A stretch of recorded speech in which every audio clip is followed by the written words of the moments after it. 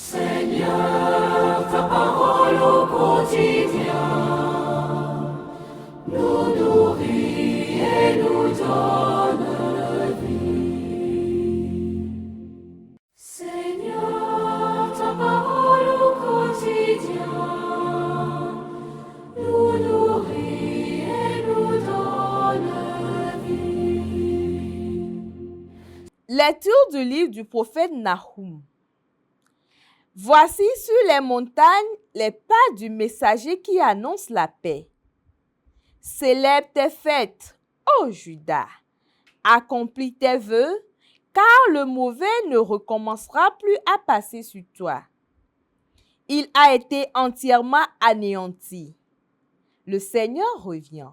Avec lui, la splendeur de Jacob comme celle d'Israël, alors que les pillards les avaient pillés et avaient ravagé leurs vignobles. Malheur à la ville sanguinaire, tout de mensonges, pleine de rapines et qui ne lâche jamais sa proie.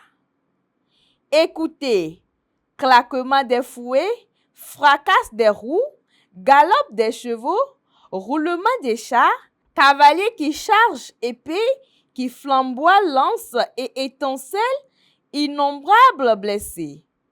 Accumulation de morts, cadavres à perte de vue, on bute sur les cadavres.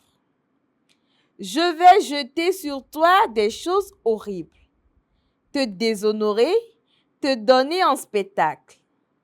Tous ceux qui te verront s'enfuiront en disant « Ninive est dévastée, qui la plaindra?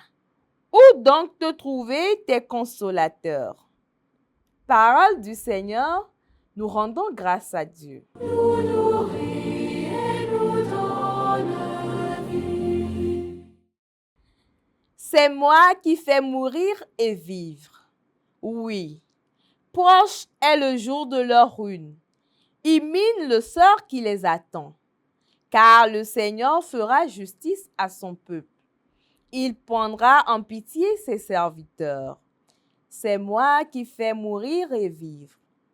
Voyez-le, maintenant c'est moi et moi seul. Pas d'autre Dieu que moi. C'est moi qui fais mourir et vivre. Si j'ai frappé, c'est moi qui guéris. C'est moi qui fais mourir et vivre. Si j'aiguise l'éclair de mon épée, si ma main brandit le jugement, je tournerai la vengeance contre mes rivaux. Je réglerai leur compte à mes adversaires. C'est moi qui fais mourir et vivre. Nous nourrit et nous donne vie. Heureux ceux qui sont persécutés pour la justice, car le royaume des cieux est à eux. Nous nourrit et nous donne vie.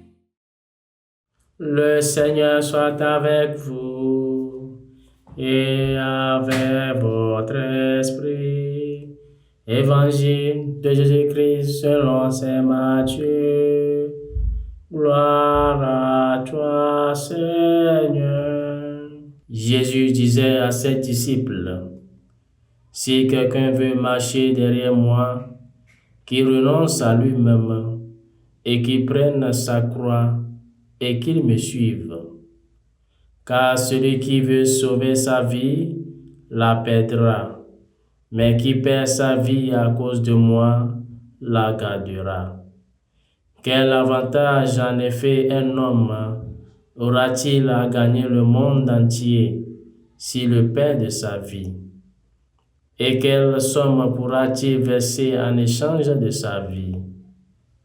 Car le Fils de l'homme va venir avec ses anges dans la gloire de son Père. Alors il rendra à chacun selon sa conduite.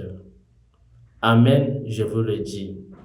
Parmi ceux qui sont ici, certains ne connaîtront pas la mort avant d'avoir vu le Fils de l'homme venir dans son règne.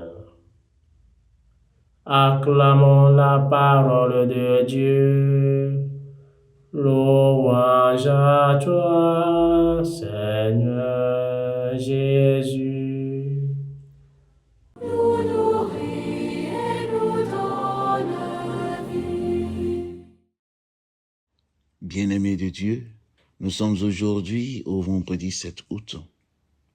Dans l'évangile de ce jour, Jésus dit, « Si quelqu'un veut marcher à ma suite, qu'il renonce à lui-même, qu'il prenne sa croix et qu'il me suive. » Et cette question qui nous traverse le cœur, quel avantage un homme aura-t-il à gagner le monde entier s'il perd son âme?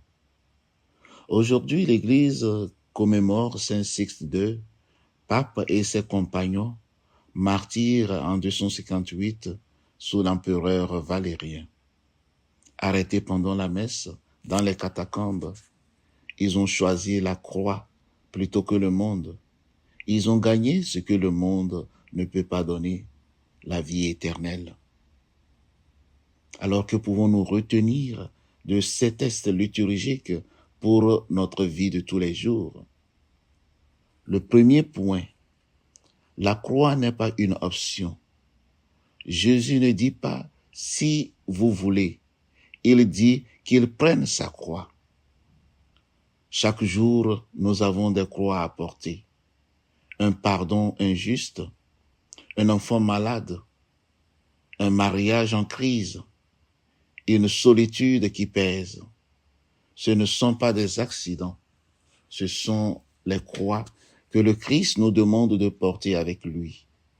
Non pas pour souffrir, mais pour aimer jusqu'au bout. Saint Sixte II et ses compagnons n'ont pas cherché le martyre, ils ont cherché à être fidèles chaque jour. Et le jour venu, cette fidélité l'a porté.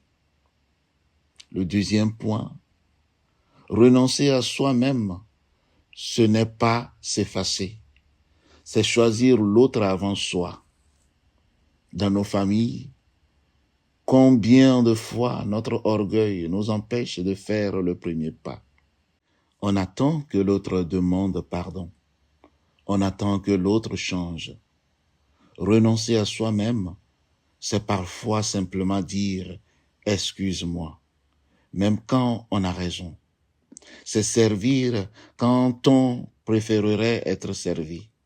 C'est écouter quand on préférerait parler. Ce n'est pas grand, c'est quotidien. Mais c'est là que se joue le salut de notre âme.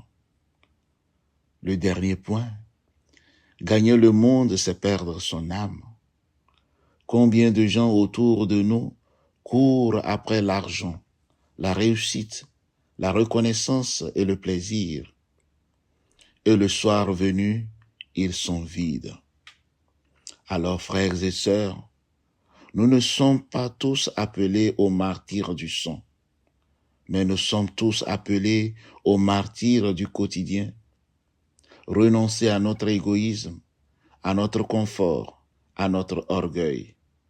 Prendre notre croix, c'est accepter l'amour jusqu'au bout. C'est servir, pardonner et donner. Le monde nous propose de tout gagner.